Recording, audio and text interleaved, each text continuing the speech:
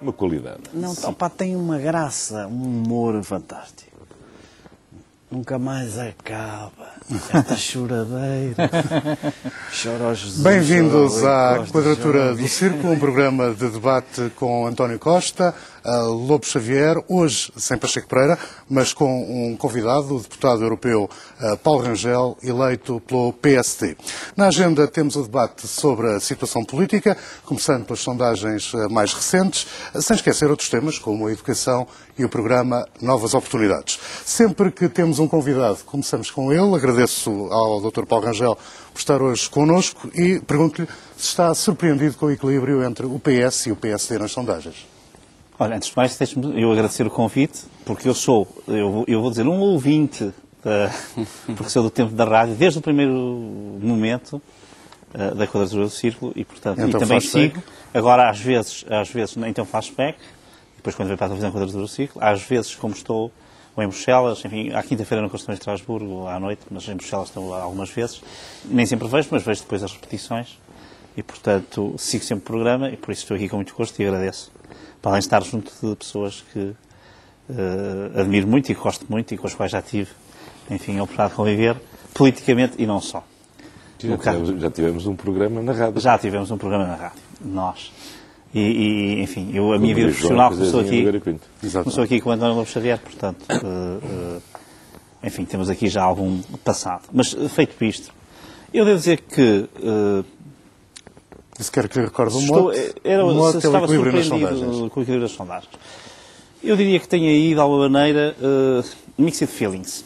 Quer dizer, por um lado estou surpreendido se pensasse em abstrato. Isto é, se eu realmente estivesse fechado em Bruxelas e aterrasse aqui de vez em quando, parecia-me um pouco surpreendente, porque, atendendo a que o Partido Socialista e, nomeadamente, o Primeiro-Ministro José Sócrates trouxeram o país a esta situação, de facto, dificílima, e isso é resultado, essencialmente, das políticas do Partido Socialista, e, nomeadamente,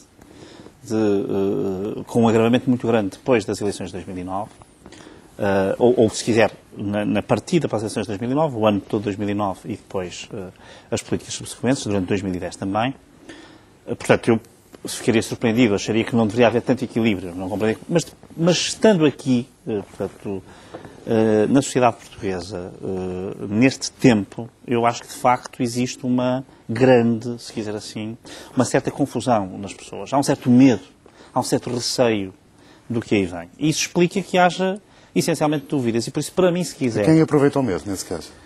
Eu acho que, essencialmente, há aqueles cujo slogan até é muito defensivo, que é defender Portugal. Portanto, é o slogan de quem não quer realmente fazer nada, nem mudar nada, mas quer essencialmente estar numa posição conservadora, se nós quisermos assim, e está a explorar os sentimentos de medo para que não haja mudança. Para que não haja, no fundo, uma diferença, uma política diferente, uma forma de estar diferente. Mas com isto que eu queria dizer é outra coisa também. Queria dizer outra coisa. O que para mim é mais significativo não é o equilíbrio nas sondagens, porque eu ainda consigo explicar, de facto, desta maneira. O que é significativo é aquele que é o aspecto principal das sondagens, e eu até não diria só das sondagens, diria também, para quem anda um pouco no terreno, das conversas que se tem com as pessoas, digamos, que não têm propriamente um empenho político particular. É a dúvida em que as pessoas vivem. Portanto, a incerteza é, no fundo, de facto, a indecisão. Portanto, a quantidade de indecisos e de pessoas que estão com uma certa confusão sobre o que fazer, o que será melhor para o país, e que não estão realmente esclarecidas, que têm dúvidas, que não se revêem, que, no fundo, acham que, no fundo, esta pré-bancarrota em que nós estamos é uma espécie de sinal de um esgotamento político de 30 anos. Bem, isso aí é que eu acho que é o facto principal. Portanto... E parece-lhe que as dúvidas são, sobretudo, votar entre PS e PSD ou são mais abrangentes essas dúvidas do que isso? E, nomeadamente, à direita, a hesitação entre PSD e CDS? Eu acho que todas as dúvidas podem ter uma tradução política partidária, no sentido de saber se vota o Bloco de Esquerda ou se vota no Partido Socialista. Até já vemos socialistas, enfim, moderados a dizerem que vão votar no PCP, portanto, enfim... e também entre CDS e PSD, naturalmente, e entre PSD e PS especialmente. Portanto, eu acho que essas dúvidas todas podem existir, mas acho que a dúvida é muito mais funda que essa. E tem a ver com uma coisa que, do meu ponto de vista, para mim está diagnosticada há muito tempo, tem a ver com uma descrença grande no sistema político português. E isto é, no fundo, o momento, digamos, se quiser, é o momento de viragem, em que as pessoas realmente confirmam toda aquela dúvida que tinham sobre o sistema político. Eu acho que hoje os portugueses descreem profundamente a política, não acreditam nos políticos, não acreditam nos partidos. E esta crise financeira e económica que nos assolou, enfim, especialmente agora, nestes últimos 2, 3 meses, de facto é para as pessoas a ideia de que realmente elas tinham razão, de que não podem acreditar no sistema político e, portanto, eu acho que essa dúvida, ela própria se projeta profundamente nas intenções de voto. E é preciso ver que as pessoas, apesar de tudo, votaram há pouco tempo, portanto, votaram em setembro de 2009. Num cenário em que até é admissível a vitória do Partido Socialista e uma maioria de mandatos para o PSD e o CDS, faz bem o PSD em dizer o líder do PSD, se não ganhar as eleições, não vou para o governo. Não forma o governo.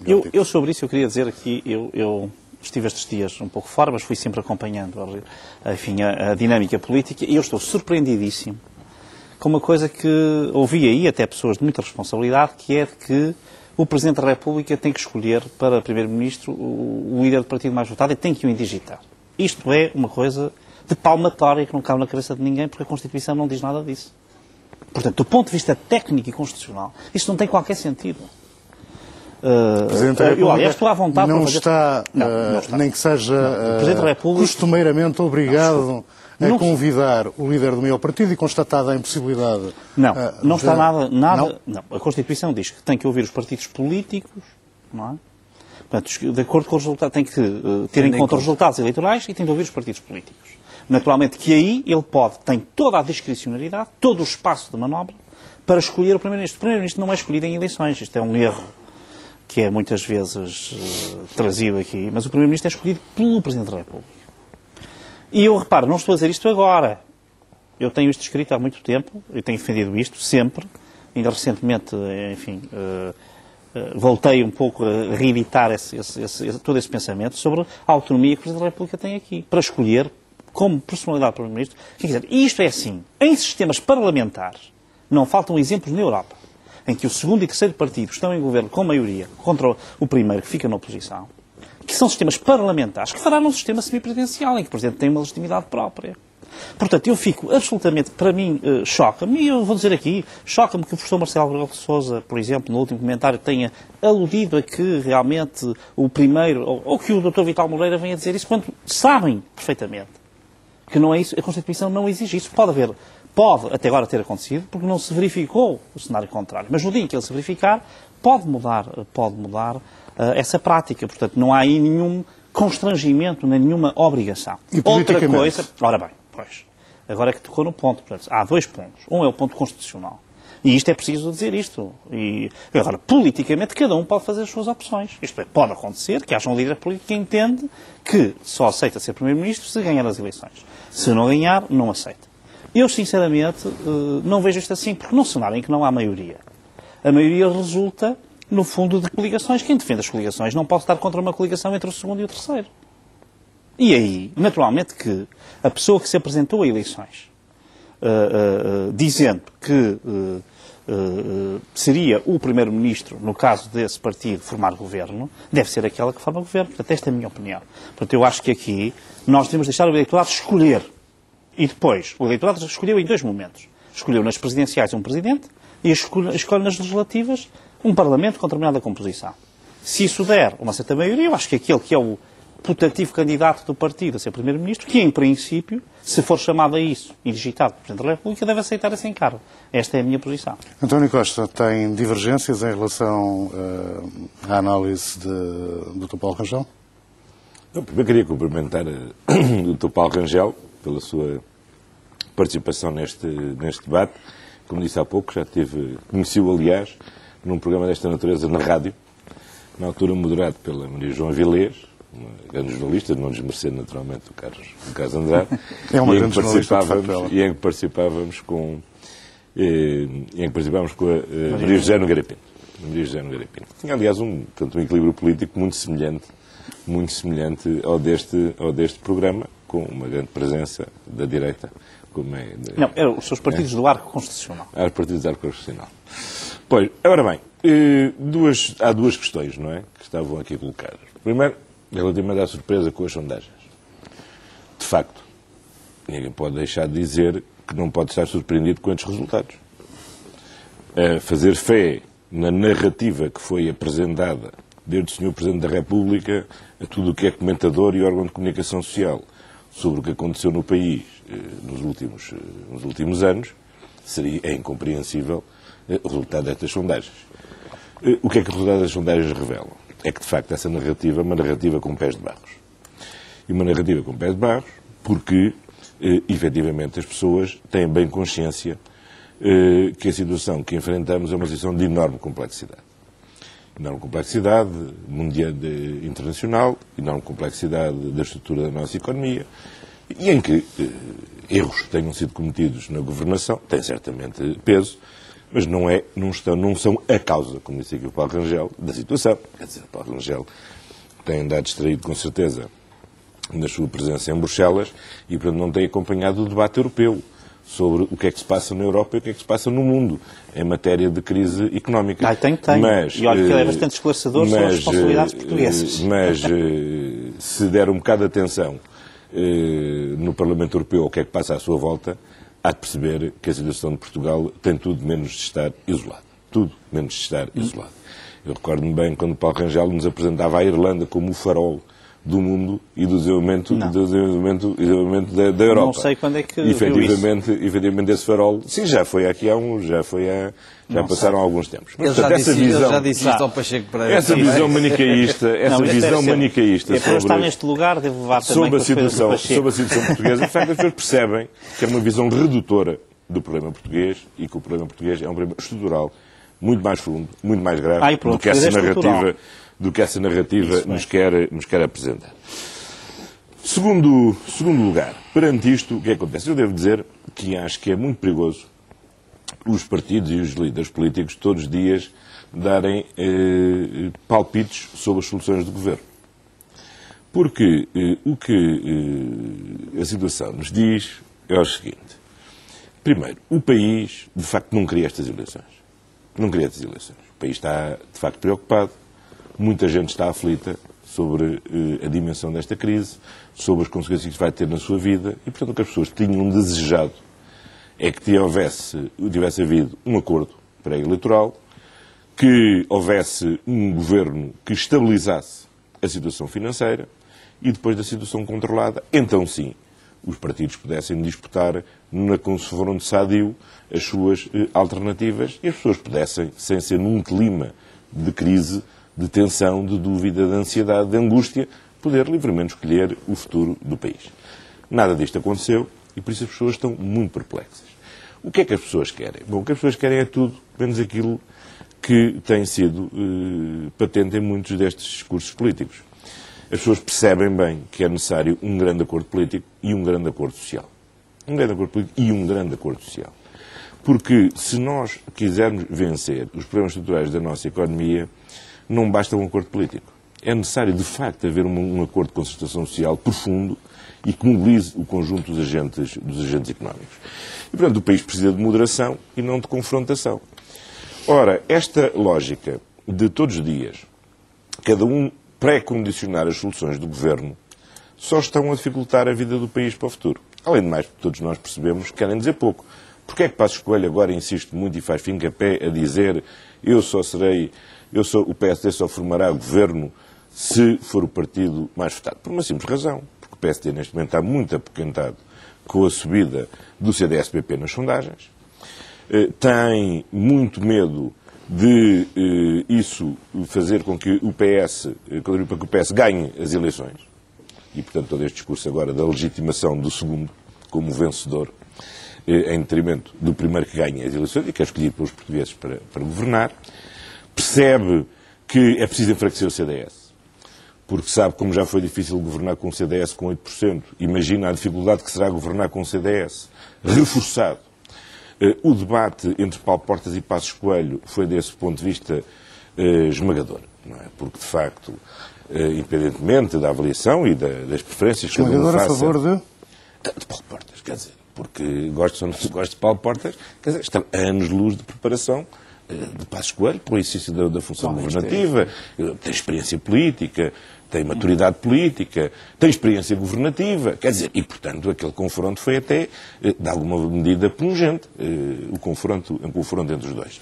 E portanto o PSD está preocupado com o reforço do CDS e portanto, o que é que Passos Coelho neste momento está a dizer? Não está a dizer mais nada, a não ser uma coisa, que é muito simples, quer dizer, é preciso que o CDS não se reforce, é preciso o voto útil no PSD, porque senão nós não fazemos governo.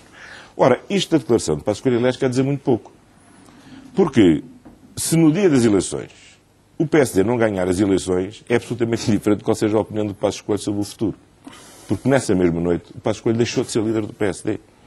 É evidente a fragilidade interna que tem. E, portanto, é evidente que se o PSD não ganhar as eleições, o PSD imediatamente arranjará uma nova direção que formará governo, ou que o CDS assim for maioritário, ou que o PS for essa a maioria possível. E o mesmo se vai passar se o PS não ganhar as eleições no que respeita à manutenção de José Sócrates como líder do partido? Eu acho que essa questão não se põe. Quer dizer, o José Sócrates... Só se põe para o PS. Não se põe para o PS. Devo dizer que não se põe no seguinte sentido. O líder do PS é naturalmente o candidato natural a primeiro-ministro por parte do PS. Mas uma das razões que leva as pessoas a terem esta posição que têm nas sondagens é as pessoas perceberem o seguinte, que o PS conseguiu apresentar-se mais do que José Sócrates. Quer dizer, a solução política apresentada pelo PS não é só José Sócrates, é mais do que José Sócrates. A posição política apresentada pelo PSD é menos que o PSD, é só Passos Coelho. E isso cria uma grande diferença. Porquê? Porque é evidente que as lideranças têm um fator essencial. Eu não tenho dúvidas que muita gente só vota no PS porque José Sócrates é o líder do PS, mas também sei que há muita gente que votará no PS, apesar de José Sócrates, porque não gosta de José Sócrates, por N razões, umas justas, outras injustas, não interessa, mas porque não gosta. E, portanto, agora, relativamente ao PSD, eu não conheço uma pessoa que vai votar no PSD por causa de Passos Coelho. E receio que haja muita gente que não vote PSD por causa de Passos Coelho. Portanto, isso é importante para a credibilização de uma solução governativa. Mas já ninguém acredita em líderes providenciais, já ninguém acredita em soluções milagrosas. E, portanto, as pessoas tendem a votar em soluções políticas que tenham consistência. Ora, você hoje no PS vê que, se fosse necessário haver outras soluções, há outras soluções. Sim, o António Costa está a admitir que no caso do PS, perder por 1 ou 2 pontos percentuais pode ser aquilo que chamaríamos uma derrota tão honrosa que, ao contrário do que é costume, o líder do partido poderia continuar em funções? É dizer, a manutenção... Vou dizer que havia outras soluções. A manutenção ou não manutenção de líderes em funções é, em primeiro lugar, uma opção do próprio. O PS tem tido boas tradições relativamente a essa matéria e no sentido de não fazer uma ligação direta entre manutenções na liderança em função de resultados eleitorais. O PS já teve líderes que foram derrotados em eleições e que se mantiveram em funções, caso Mário Soares, já teve líderes que na sequência de uma derrota eleitoral, o partido os decidiu substituir, caso Jorge Sampaio, que se recandidatou e não teve o apoio maioritário do partido, teve situações de líderes que abandonaram a liderança do partido em função de derrotas, não nas relativas que tinha ganho, mas em outras eleições. Caso António Guterres, depois de uma derrota do PS nas eleições autárquicas, onde ele não tinha ido a votos. Já teve os episódios de decepção verbalizada com consequências. Posso concluir? Na própria noite do anúncio do resultado. Posso concluir? Sim, António Costa, claro que sim. Teve até outro exemplo, mais extraordinário, que é, aliás, do líder imediatamente anterior a José Sócrates, Ferro Rodrigues, que sai da liderança do PS depois de uma extraordinária vitória por maioria absoluta do PS nas eleições europeias. O melhor resultado eleitoral de sempre, de qualquer partido nas eleições europeias. Não estou a dizer isto para diminuir a importância da sua vitória, que ficará para já registada como a última do PSD nos últimos anos, mas, de facto, o melhor resultado eleitoral de sempre de um partido nas eleições europeias foi o resultado obtido pelo Partido Socialista sob a liderança de Ferro Rodrigues. Portanto, no PS não há essa tradição de as lideranças se manterem ou se alterarem em função dos resultados. Está a sugerir que depende de José Sócrates. Nesse cenário, claro, depende da vontade de José Sócrates. É evidente. Agora, só não gostaria de deixar, de qualquer forma, de responder a uma outra questão, que foi aqui levantada aqui levantada pelo Paulo Rangel e que tem a ver com a solução constitucional. Bom, ninguém nega qual é a nossa prática constitucional. A nossa prática constitucional tem sido muito clara. O Presidente da República convida a formar o governo o partido mais votado. Essa tem sido sempre a prática constitucional. É verdade que a letra da Constituição... Não é só a letra. A letra da Constituição concentra... É o equilíbrio de poderes da Constituição. A letra da Constituição concentra outras práticas. Mas a prática tem sido esta. E não tem sido esta por acaso. Não tem sido esta por acaso. Não, é porque nunca houve resolução. Não, é que, efetivamente, o nosso regime constitucional semipresidencial, como todos os regimes que são semi-alguma coisa, resultam de um equilíbrio dinâmico entre a normatividade expressa no texto e a normatividade resultante da prática constitucional. E de um primeiro momento em que houve alguma hesitação sobre o pendor mais presidencialista ou mais parlamentar da solução, do sistema de governo, a verdade é que o sistema tendeu a estabilizar numa versão que tem sido uma versão praticada desde sempre. Eu chamo a atenção que já tivemos uma situação assim. Quando, em 87, o professor Cavaco Silva ganhou pela primeira vez as eleições, com uma maioria fraquíssima, abaixo dos 30%, havia uma maioria de esquerda na Assembleia da República, como aliás veio a verificar, que o derrubou, aliás, esse governo. O Dr. Mário Soares não hesitou em dar posse, em convidar para a formação do governo, não foi o Dr. Mário Soares, foi o Jornal Lianes ainda. Foi o Jornal Lianes. Sim, está bem. Foi Jornal Lianes e depois Mário Soares é que decidiu. Não. Foi Mário Soares. Decidiu, depois da demissão de Cavaco Silva. Mas a posse de Cavaco Silva foi Jornal Lianes. Sim. Foi Jornal Lianes ainda, creio eu. Foi em 85, não foi em 87, foi em 85. Mas com o apoio do PS. Foi em 85. E, portanto, em 85, quando foi formado o primeiro governo do PSD, foi uma votação fraca, abaixo dos 30%, mas foi dada a posse ao partido mais votado. E essa tem sido sempre a prática. Não quer dizer que as práticas não se possam alterar, mas as práticas são e têm e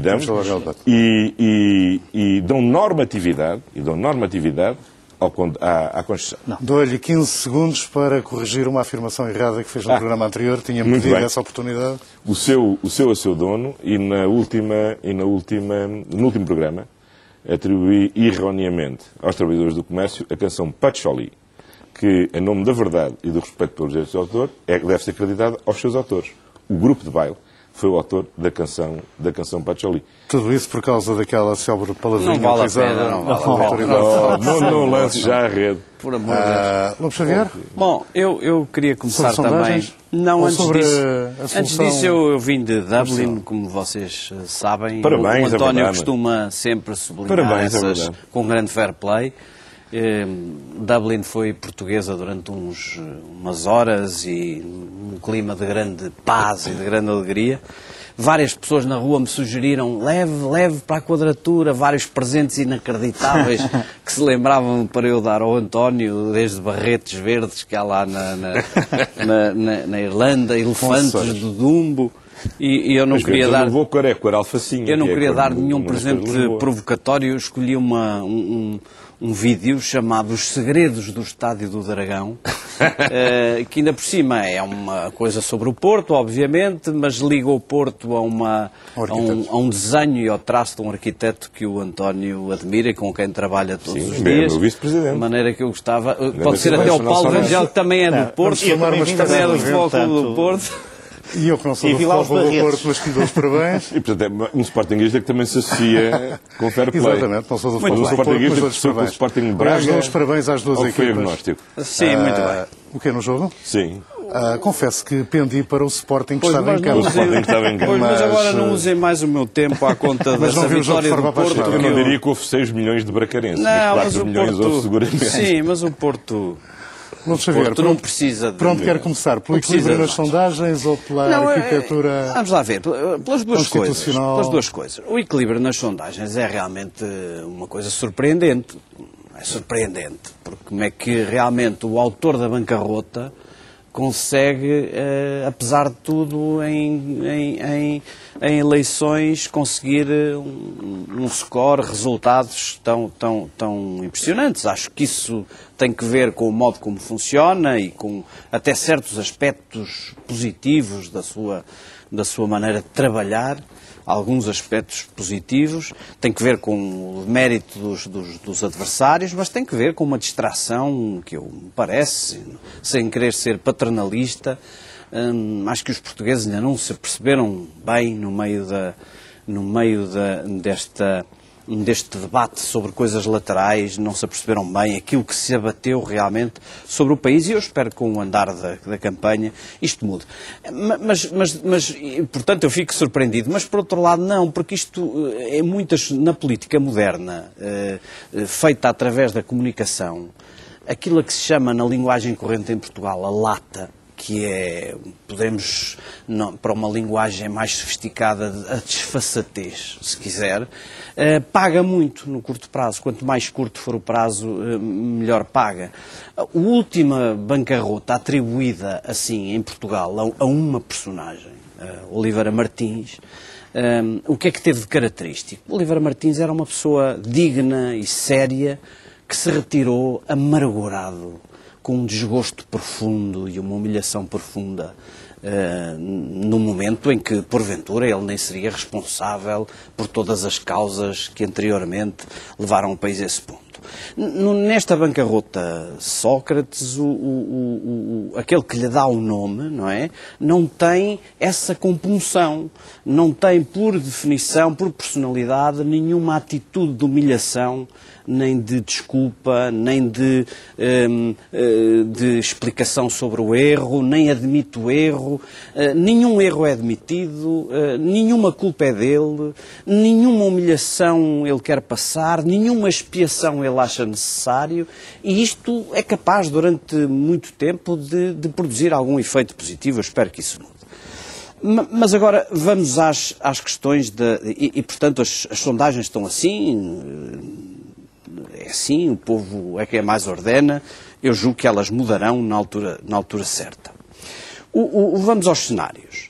Várias pessoas, os vários candidatos estão a fazer declarações. Quais são as declarações verdadeiras e quais são as declarações não verdadeiras ou falsas, se quiser. O Sócrates diz, eu dialogo com todos, o que em si mesmo é uma contradição, mas é verdade. Intimamente ele está disponível, porventura, se tiver essas condições, para se manter no poder, seja com quem for. Admito que sim, que seja verdade. Passos Coelho diz que não governa com Sócrates. Admito que sim, porque realmente governar com Sócrates, para Passos Coelho, é numa situação de diminuição política, que com certeza resultará de maus resultados eleitorais. Ou seja, o PS em segundo lugar. E para qualquer partido, tanto para o CDS como para o PSD, isto vale também para o CDS, fazer um governo presidido por Sócrates é um risco brutal, uma humilhação, e é entregarem-se, depois de tanta luta e de tanta crítica, entregarem-se a quem pode, tendo feito isto, pode fazer ainda pior. Mas aceita a tese de que Passos Coelho se demite se não ganhar as eleições? Acho que Passos Coelho, já lá vou, acho que não, acho que talvez não. Acho que Passos Coelho realmente não governa com Sócrates e acho que Portas não governa com Sócrates. Também acho que isso é uma declaração verdadeira.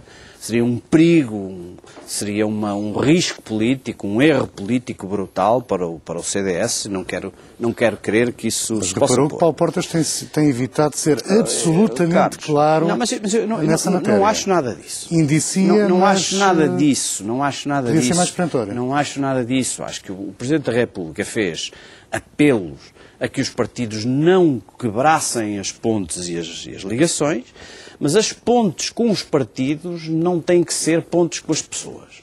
Isto é, o Paulo Portas foi totalmente claro. Não quer escolher quem é o líder do PS, nem quer ter opinião sobre isso. Mas foi totalmente claro que com aquela pessoa não. O que obviamente não é uma declaração que abrange qualquer hipótese possível, nomeadamente hipóteses de governo que resultem dos resultados eleitorais, porque alguém tem que governar o país, não é? Espera-se que não seja... esperam esses partidos que não seja Sócrates. votos. E Passos Coelho diz que também só é governo, só é primeiro-ministro se for o primeiro. Também não me parece que esta declaração seja verdadeira. Porquê? Porque imaginemos, porque Passos Coelho fala, obviamente, para pressionar o voto útil e para tentar estancar os votos no CDS. Já vamos ver se isto é possível. Mas coloquemos-nos no plano da pura lógica.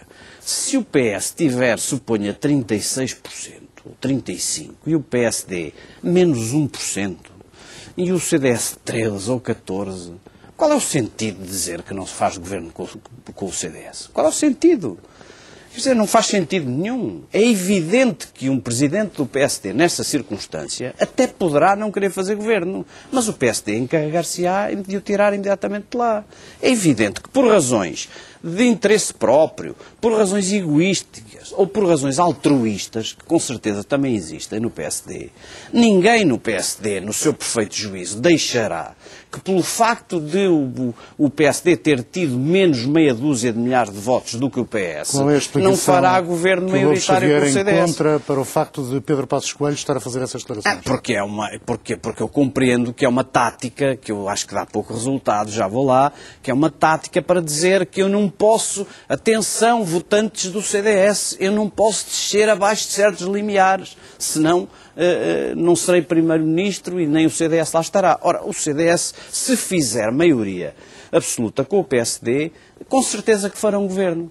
Com o Passos Coelho, portanto, o CDS até é talvez, nesse cenário em que o PSD fica em segundo, é talvez a melhor chance para Passos Coelho não ter que se demitir e poder até ser primeiro-ministro. O Presidente da República tem autonomia total. Eu diria que se o CDS e o PSD fazem maioria absoluta, é possível que Passos Coelho seja primeiro-ministro, quer fique em primeiro nas eleições, quer fique em segundo. O Presidente da República tem autonomia total. É a melhor solução possível para o futuro político. Há força política, mesmo que não vencedora, para o lugar da Primeiro-Ministro? Isto é a questão que levantava aqui o Dr. Paulo Rangel. O Presidente da República já marcou muito bem esse terreno. Já disse que queria uma solução maioritária e, portanto, obviamente, me parece que não dará posse a um governo sem um apoio maioritário e que, portanto, perguntará, se for o PS que ganha as eleições, suponhamos, perguntará ao PS onde está a sua maioria para governar. Se o PS tiver,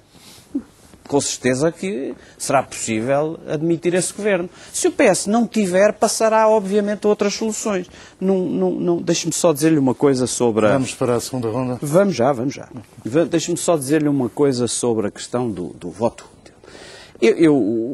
Entre o PSD, eu sempre achei que era melhor fazer estas coisas de outra forma, que era melhor ter preparado com o tempo um plano conjunto, uma cimeira, haver ao menos umas ideias comuns. O que eu espero é que a linguagem entre os dois partidos não azede muito, porque isso será um muito mau sinal, ainda que seja o calor da campanha, será um muito mau sinal, será uma base muito próxima, muito negativa para um governo de coligação a seguir.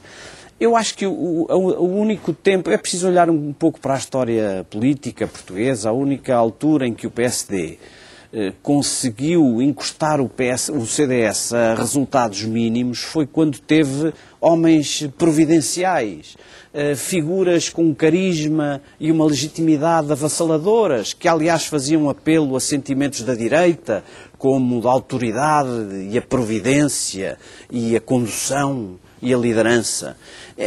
Hoje não temos isso em cima da mesa, não estou a dizer se é bem ou se mal. Coelho não é um homem do leme, no sentido que a expressão teve. Não me parece que seja um homem a quem convenha esticar essa corda de encostar o CDS às tábuas até ao limite, porque repare, o que é que isto deu para já, e com isto passo já a palavra? O PSD, com essa preocupação, ou o Passos Coelho, melhor dizendo, de encostar o CDS às tábuas, ocupou muito o espaço à direita, com propostas, constituições, programas, gente a falar de tudo, gente muito liberal, gente muito próxima do espaço da direita, deixando desguarnecido o espaço ao centro. E passou a ser atacado pelo PS como alguém que realmente está à direita.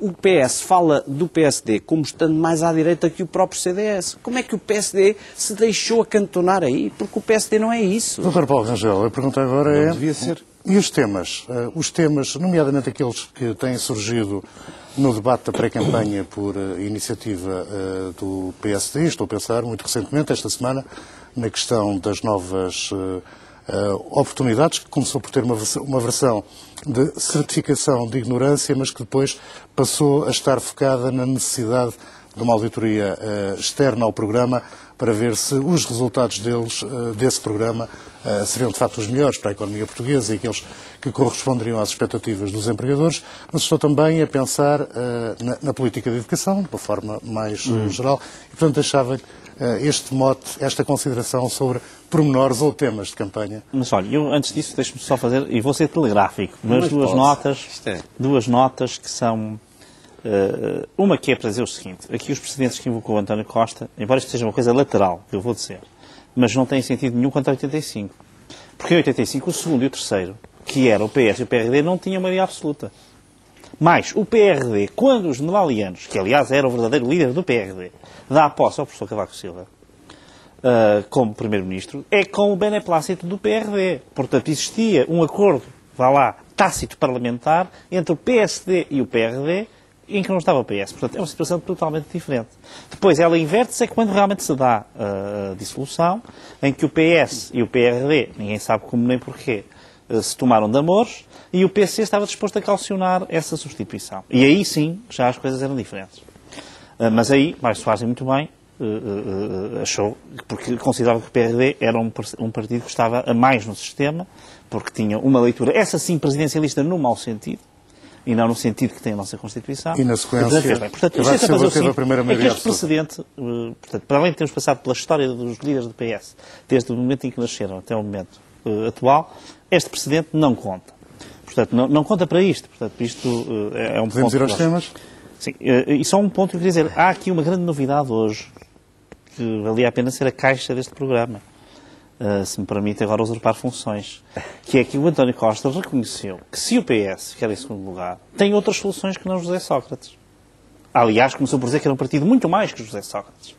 Isto é muito importante, porque eu acho que isso realmente, isso abre uma luz para a futura governação portuguesa, e acho que os portugueses devem estar atentos. É importante pôr o PS em segundo lugar para retirar esse fator de bloqueio da nossa vida política, que é o primeiro-ministro José Sócrates. E julgo que esta novidade que nos deu aqui António Costa é muito importante de ser sublinhado. Dito isto,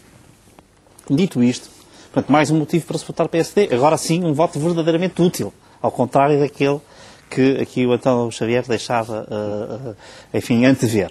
Este é muito útil, porque, de facto, o PS, parece que há gente no PS que está disponível para colaborar numa solução, que eu acho que deve ser uma solução abrangente, mas sem José Sócrates. Quanto aos temas. Quanto à questão das novas oportunidades, eu devo dizer o seguinte. Eu acho que nas novas oportunidades comungam num problema geral da política de educação do PS. Embora as novas oportunidades não sejam bem educação. Estão alguns entre a formação e a educação, ou entre a certificação, que também é justa e necessária, e a formação e a educação. Portanto, são talvez um mundo de charneira que não pode ser... mas, quer dizer, que é a questão do facilitismo. Foi sempre uma... Que, de resto, eu sou...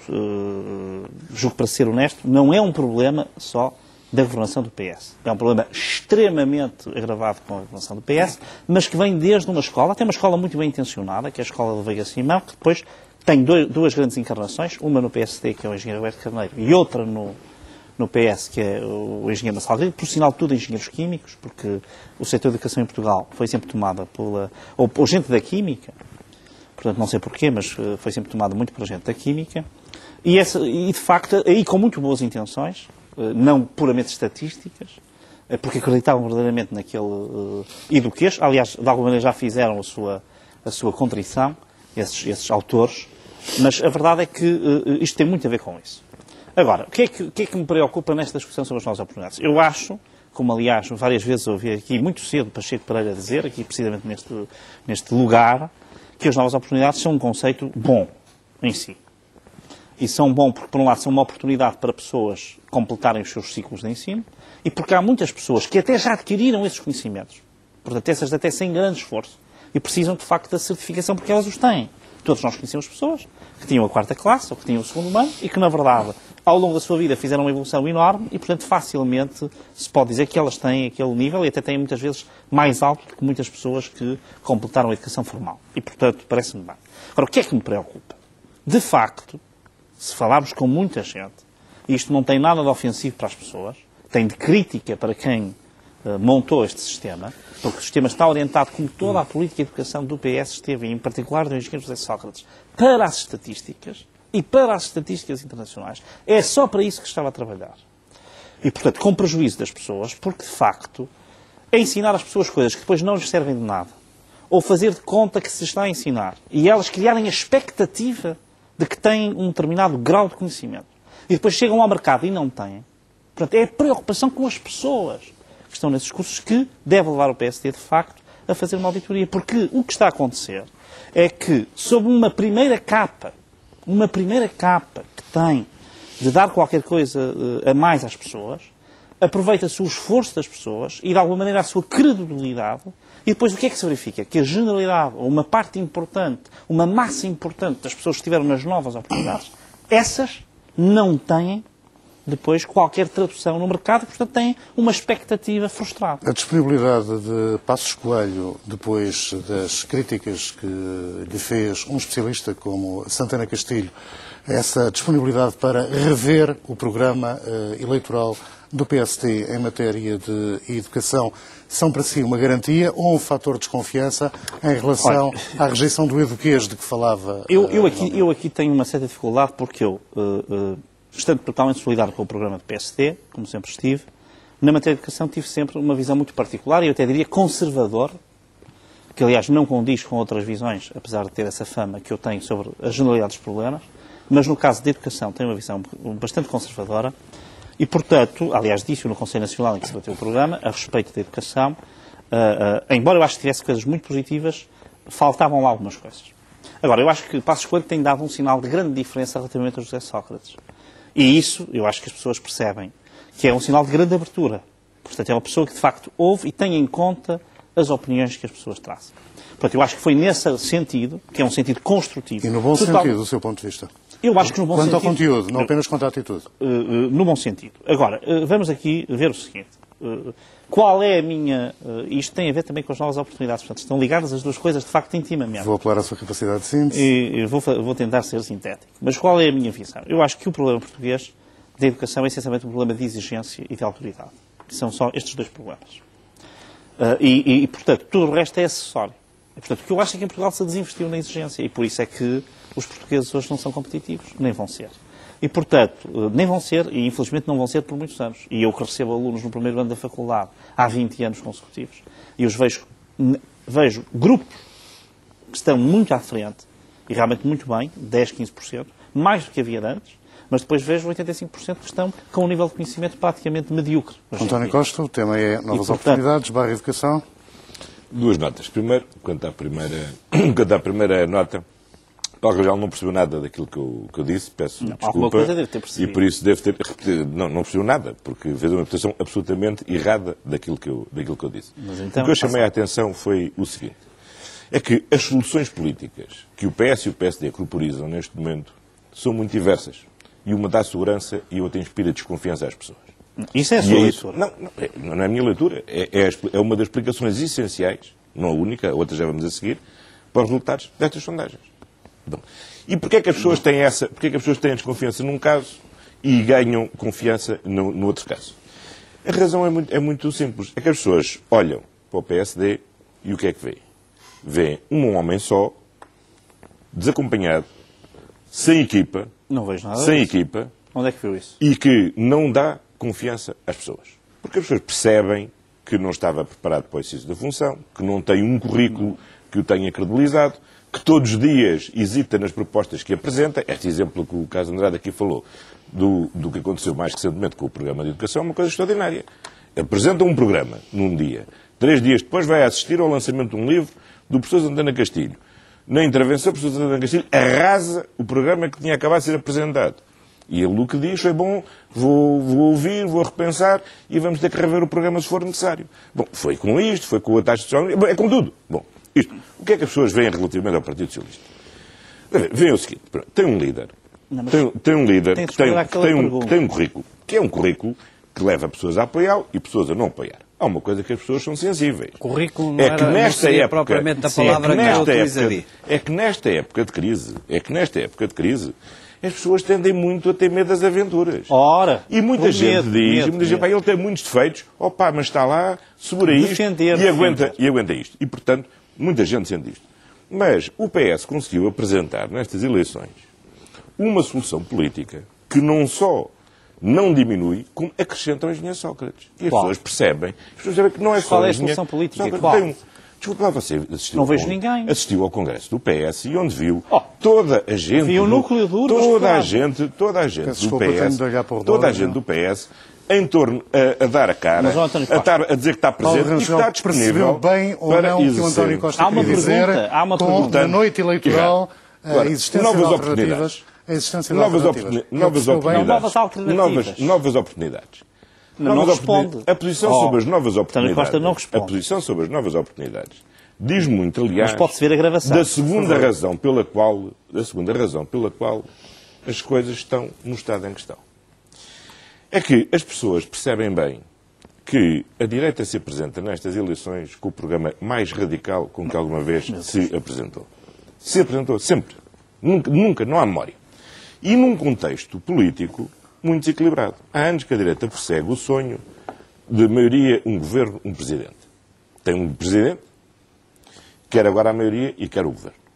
Pior, na composição eventual da maioria, seria a situação em que a componente mais à direita da direita teria uma posição mais reforçada.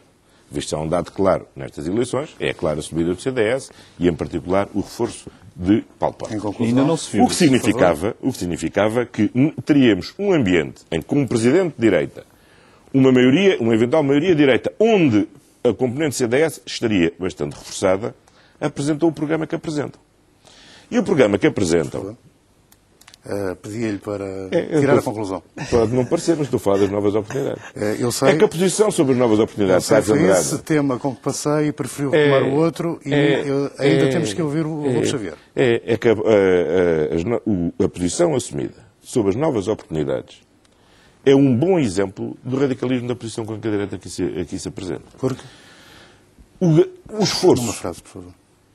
Carlos Andrade. Eu peço desculpa, eu sei que eu estou a pressionar. Eles já são dois, vamos lá ver o seguinte, se nos entendemos sobre este programa. Eles são dois, eu sou um. Sim. Se eu nem sequer o meu tempo posso usar, mas quem são então aí eu não estou aqui a fazer nada. Você fica com eles, eu vou embora para casa, fica a vê-los em casa e não está prejudicado quanto ao tempo da sua então, se não se importa agora, deixa-me responder. Não, mas vai ter que ser sintético. Não, pois vou ser sintético, mas vou responder. É para isso que estou cá. Com prejuízo da intervenção do Lobo Xavier. Talvez. Agora, a questão é a seguinte. A posição das novas oportunidades é um programa que vai atacar o problema da competitividade de Portugal no centro do problema, que tem a ver com a qualificação das pessoas. E a posição que assume, em primeiro lugar, desconhece que o programa está a ser avaliado. E está a ser avaliado externamente por uma equipa da Universidade Católica, que envolve universidades internacionais, que envolve a própria Unesco, liderado por uma pessoa da maior credibilidade, que é o professor Roberto Carneiro, e que já apresentou, e que todos os anos tem apresentado, os resultados da avaliação que tem vindo a fazer. Primeiro dado. Segundo dado. Revela um total desprezo e falta de respeito pelo esforço que milhares de pessoas fazem pela sua qualificação. Lobo Xavier, Mas também lhe devo dizer o seguinte. É que aquilo que disse sobre Veiga Simão e sobre a política de educação lançada em 73 revela muito a visão que tem sobre o país. E eu gostaria já agora de aproveitar a ocasião para dizer só uma coisa, se não se importa. É que a história do século XX há de registar o nome do professor Veiga Simão como uma das pessoas que mais contribuiu para a modernização do país. Por favor. Não foi tudo mal. Vamos lá ver se, passando por cima de uma agitação que aqui houve e tal, passando por cima disso, para dizer o seguinte, vamos então por bilhetes postais, é isso que me resta. Primeiro bilhete postal. Não há ninguém nestas eleições que tenha um currículo tão negativo para se apresentar como Primeiro-Ministro, como aquele Primeiro-Ministro que levou o país à bancarrota. Portanto, essa história do currículo é uma história que já está muito cansativa. É claro que Passos Coelho não tem currículo, mas o currículo do homem que leva a empresa à falência é o currículo que não serve. Quanto aos temas que esse é o primeiro. O segundo, os temas, há um ponto nas iniciativas do PS, porventura útil no futuro, sem grandes dramas e sem fazer disso o centro da vida política, que é avaliar o custo-benefício. Quanto gastou nos Magalhães, quantos Magalhães estão a funcionar, o que é que isso trouxe de bom às escolas e nas novas oportunidades, apesar de tudo, há pontos claramente positivos. E não se pode distinguir os 3 níveis de importância das novas oportunidades. Recuperar pessoas que tinham saído do ensino, importante. Dar novas esperanças, novo alento, novo sentido cultural e de utilidade social a idosos, como eu vi muitos em Penafiel, com mais de 80 anos entusiasmados. Isso é com certeza útil se o dinheiro que foi bem utilizado, isso não foi um desperdício. Agora, colocar pessoas em melhores condições para entrarem na universidade, com menos exames e menos exigência do que os jovens que lutam com exames dramáticos, isso é profundamente negativo, isso foi avisado, o Governo foi avisado, não fez nada para evitar isso. Com que vamos terminar a quadratura do círculo. 2 a 8 dias, António Costa, Lobo Xavier e Pacheco Pereira retomam o debate. Até para a semana.